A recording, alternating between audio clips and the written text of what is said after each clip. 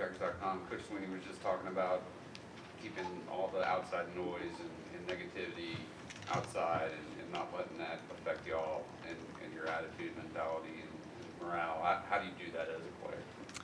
I mean, just practice what he preached. You got to be inside out. For me, as a player, it's not being on social media and listening to, all the comments out there. We know they're out there.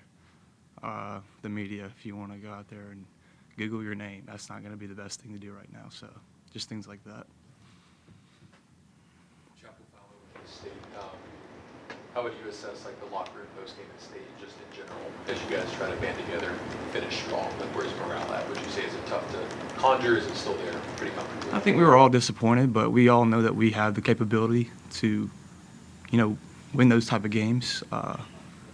We know that what we did was not, what should have been to do to win. When you turn the ball over like that and you lose the turnover margin, it's tough to win. And anyone out there can say that as well. It's not only us as players, but.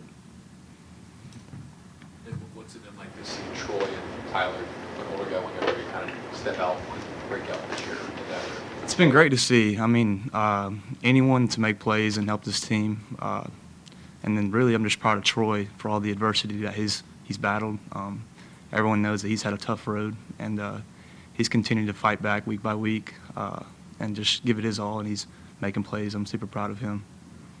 The injuries that y'all have sustained in the wide receiver room, Antonio and Cole out, Tyler got hurt in the state game, and really the last 3 years at that position, all the injuries, is it kind of a next man up mentality that you have to have? For sure, yeah. It's a tough position just because there's a lot of, taxing on the body. It's a lot of cutting and it's a lot of running, and you might get hurt. But yeah, like you said, it's the next man up.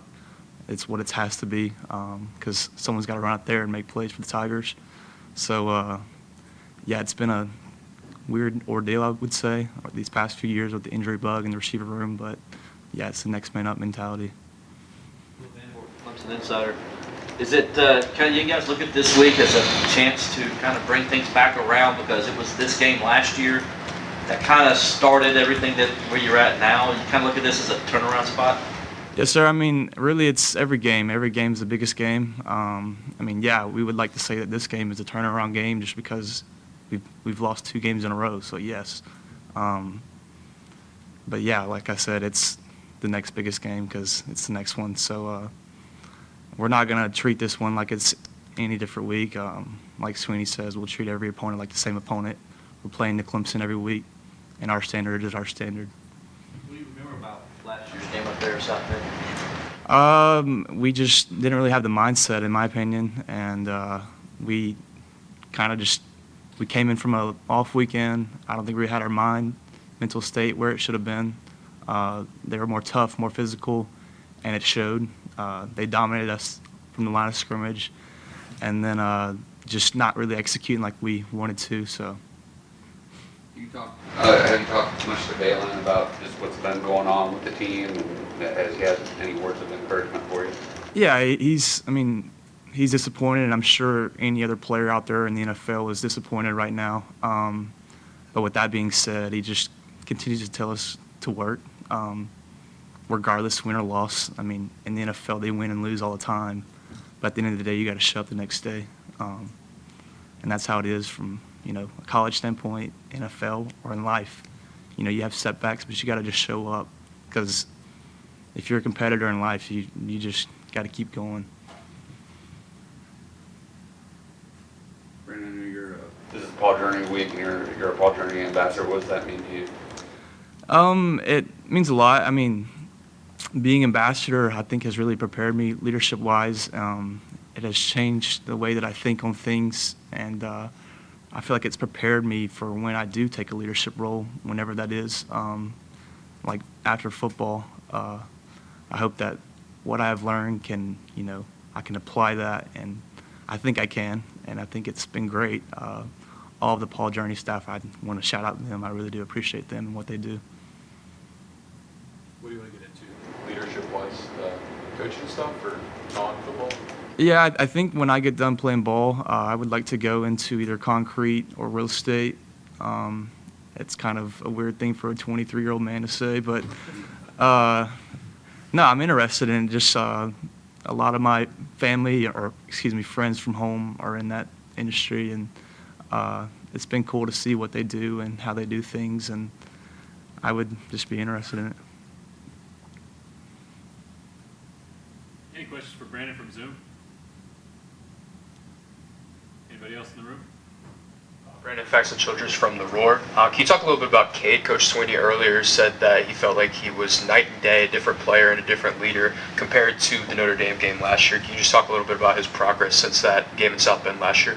Yeah, I feel like Cade's been climbing week by week, and it hasn't showed, the most these past few games, but I truly think Cade has unreal potential, and I feel for the kid because he really does. He has so much that I feel like people are not seeing, but there's just, a very small few details, and it's showing. It's, as a quarterback, when you don't play really perfect, every fan can criticize, but he's got a lot of talent. I believe in that kid, and he's going to, continue to keep Clemson on the standard that it's been on.